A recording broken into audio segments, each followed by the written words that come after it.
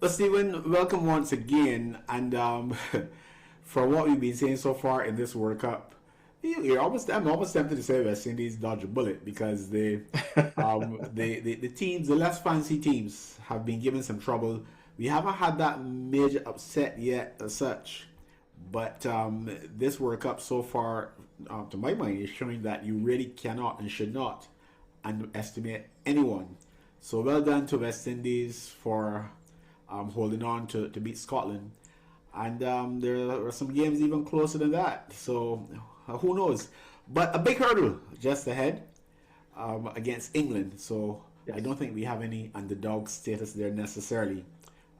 Two experienced sides with lots of history, good history, but teams which have not always maintained the or lived up to potential in this particular format.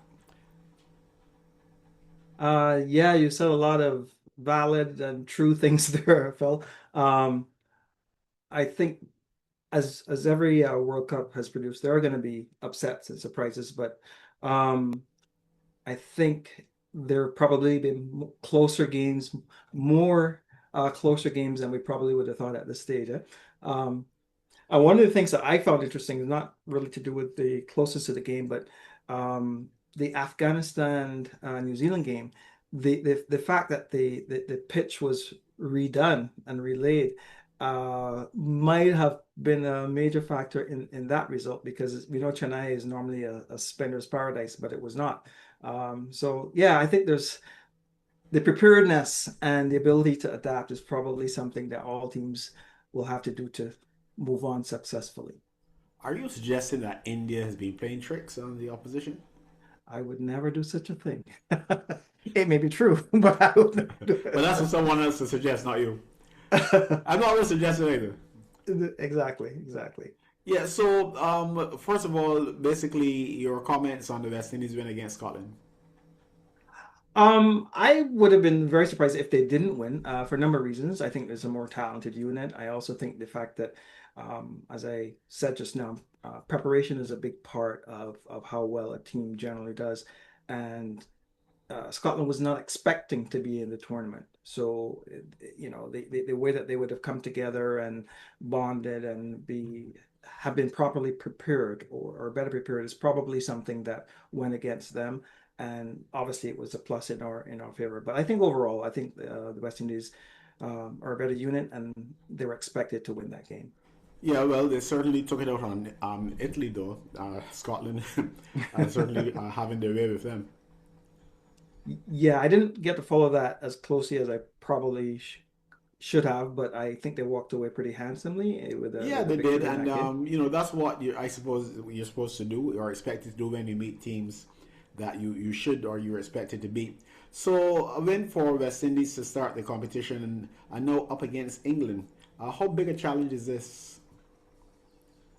Um, when I did a close look at the games, it's very interesting that um, they both, West Indies and England, won with very, very similar scores, but the way that they got there was quite different. So, for example, in the England game, England did had an excellent power play where they were 57 for two, and they scored at 9.50 runs per over in that rate in that period. And what that showed, I mean, as I said, they lost two wickets. They lost Saul early, but they were able to deal with the loss of Saul and Butler and produce a good score, a good positive score, and also at a good rate. In that same section of uh, the game, when we played, for example, we were a bit slow. We didn't lose a single wicket in the power play against Scotland, but we scored at 33 runs in that power play, and our run rate was 5.5. And Shea, a player that we all love, was guilty, I would say, of scoring too slowly. He scored at 86, and he took up about 18% of the balls. I think it was 22 balls or something like that. So that's way too many for that power play, which is supposed to be a big advantage for you not to do well. And then both teams did things differently in the middle overs, but at the end, England scored 184 for 7, scoring at 9.2. We scored 182 for 5, scoring at 9.1. So the destination was pretty much the same for both teams, but the path was a bit different. And for me, that highlighted a couple of things that I think we need to make sure we fix when we meet England. Yes, the Hope, not for the first time, has been accused of being too slow. Mhm. But to what extent was that understandable, given the fact that West Indies have from time to time, or maybe even more often than from time to time, lost a bundle of wickets in the power play, thereby putting the batting unit under pressure?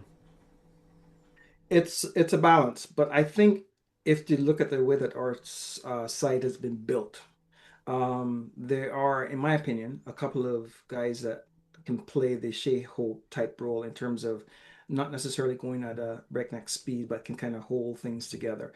Shea, obviously, that's one of the key things that he can do, and I think the version of Hetmar that we're seeing right now also has so far risen to that standard in terms of ability. As far as the other batsmen, if Chase is in there, he's a guy that can probably do it as well. But who knows if he's going to play in this game? But I still think that he doesn't have to go at 120 or 140. But I think if you in the power play, I think you should be at least able to score a run a ball, um, knowing what's left in the tank at this point in time.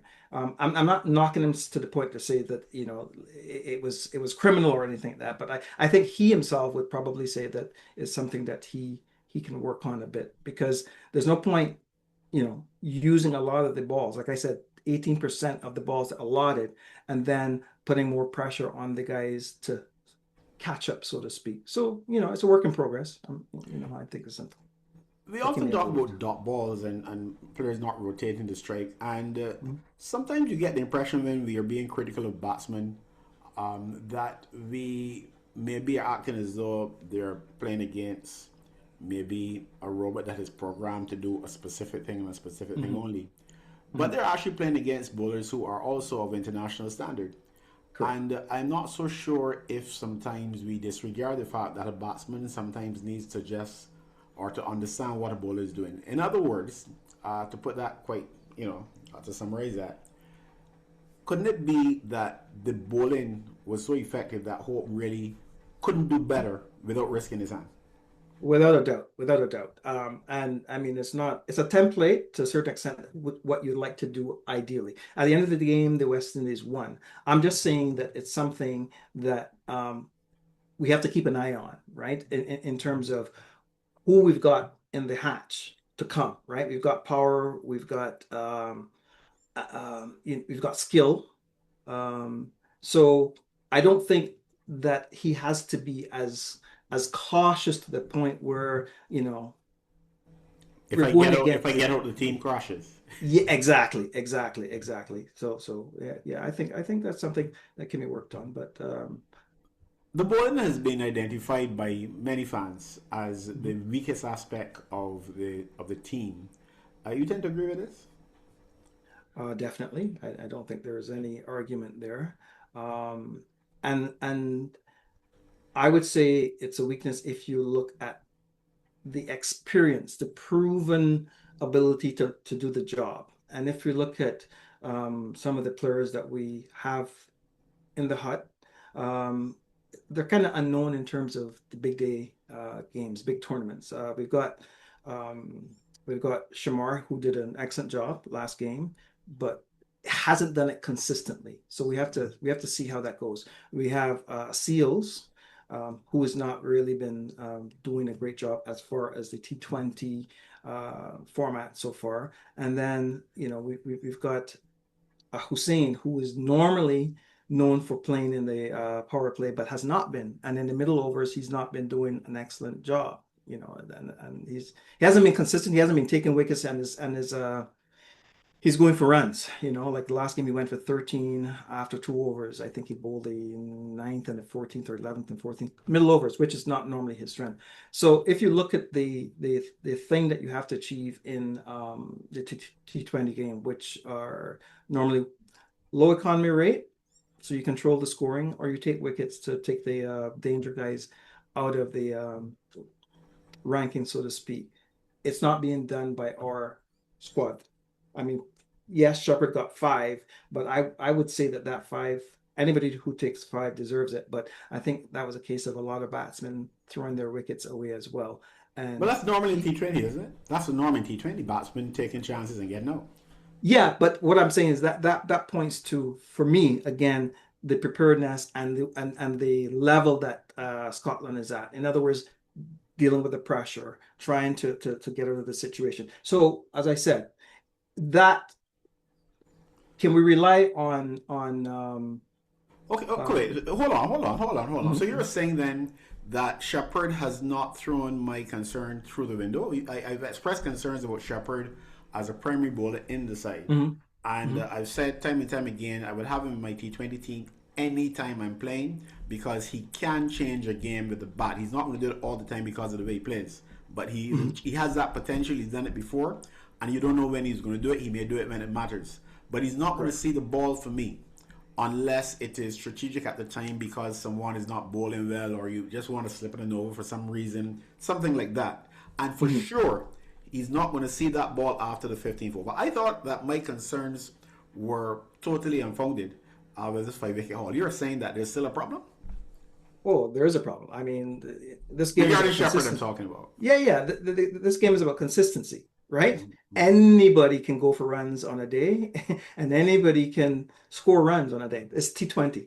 But would I rely on Shepard as first of all, where do we designate Shepard? Is he a death over bowler?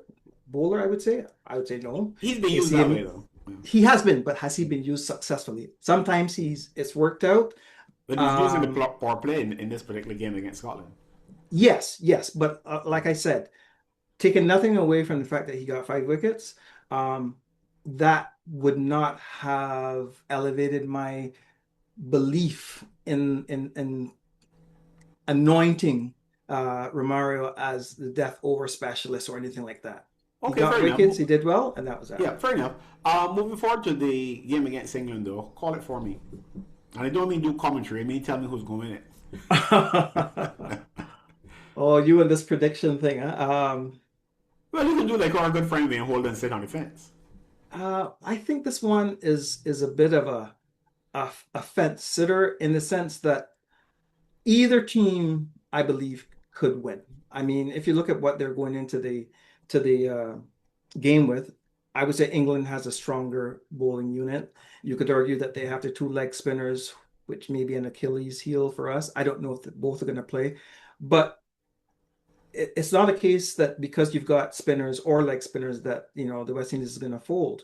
And if we get off to a brilliant start, the power that West Indies has, the potential to put a good score on the board with from Hope, King, Powell, just call the names, Hetmar if he stays in the form that he is right now. So I think really and truly this comes down to the momentum that goes with the game. Like how does the power play begin?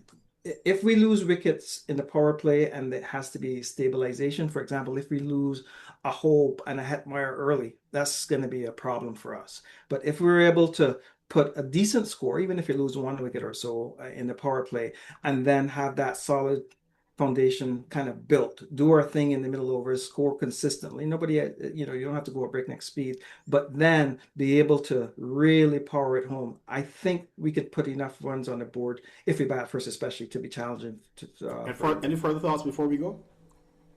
No, please note that you didn't get me to predict. I'm just saying that Oh no no no! it's Yes. I can call the names. Van Holder, Van Holder, and now Stephen Daniel. no, I think it should be a close But game. that's okay. That's okay. Yeah, I think it should be close. But of course, You without call the names saying, of people you know you can call, whose names you can call without getting into trouble. No, I think the West Indies have a really good chance of pulling it off. So my nose is I'd put the West Indies up front to win by a nose. By notes. Okay. Well, thanks, Stephen. We'll chat again after that big game. Of course, you're well aware that there'll be other big things happening where that game is being played all the way in India. But in Barbados, your original hometown, a lot is going to be happening as well. And less than 24 hours after that game is completed, you'll find out who's the boss. Yes. Or who is still the boss? Or who is still the boss. Yes. All right. So Okay. Thanks, Emil. yes, okay, and of course we're not talking about Darren Sabi. Of course, we're talking about the general elections in Barbados. Just for those who Of may be course. thinking Of that we're course. taking a dig, another dig at the There West are Indies. female bosses around, eh? Well, of course, the female bosses around, but yeah, we're not talking about the West Indies coach this time. We've diverted a bit just to touch on the fact that the match is being played even as voters in Barbados go to the polls. So, Exactly. I don't think that would distract cricket fans though from following the game. It's certainly not going to distract me, and I would hope it doesn't distract you because we want to hear your thoughts after the game. So, thanks again, Stephen, for joining us, and we look forward to the game on Wednesday. And of course, we wish West Indies well.